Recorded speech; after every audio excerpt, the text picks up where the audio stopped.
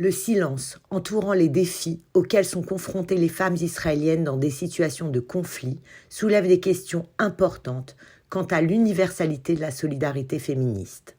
Alors que le féminisme cherche à promouvoir l'égalité des sexes et à donner une voix à toutes les femmes, le silence de certaines associations et mouvements sur les violences spécifiques dont sont victimes les femmes israéliennes est notable.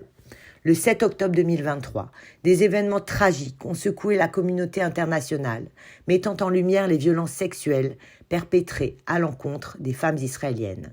Ces agressions, en plus d'être des actes criminels, soulèvent des questions cruciales sur la solidarité féministe mondiale. Des organisations telles que Nous Toutes et le mouvement MeToo, qui ont été des voix puissantes dans la lutte contre les violences faites aux femmes, semblent observer un silence troublant face aux souffrances spécifiques des femmes israéliennes. La question qui se pose est la suivante. Pourquoi ces violences ne suscitent pas la même indignation et le même soutien de la part des mouvements féministes ? Le 25 novembre 2023, Journée internationale pour l'élimination de la violence à l'égard des femmes, une manifestation d'envergure a eu lieu en France. Cependant, un collectif de femmes juives exprimant leur solidarité avec les victimes israéliennes a rapporté avoir rencontré des obstacles pour intégrer le cortège.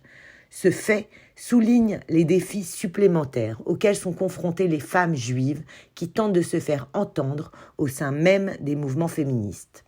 Caroline Yadan, figure éminente de ce collectif et députée, a pris la parole à l'Assemblée nationale pour attirer l'attention sur le silence persistant des féministes français face aux agressions contre les femmes israéliennes.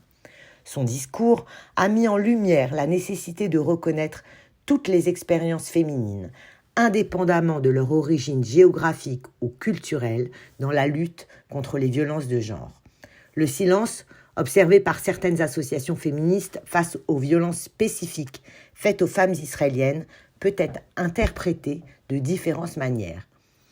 Certains soutiennent que cela résulte de la complexité politique du conflit israélo-palestinien, où la position adoptée peut être interprétée comme un soutien implicite à l'une ou l'autre partie.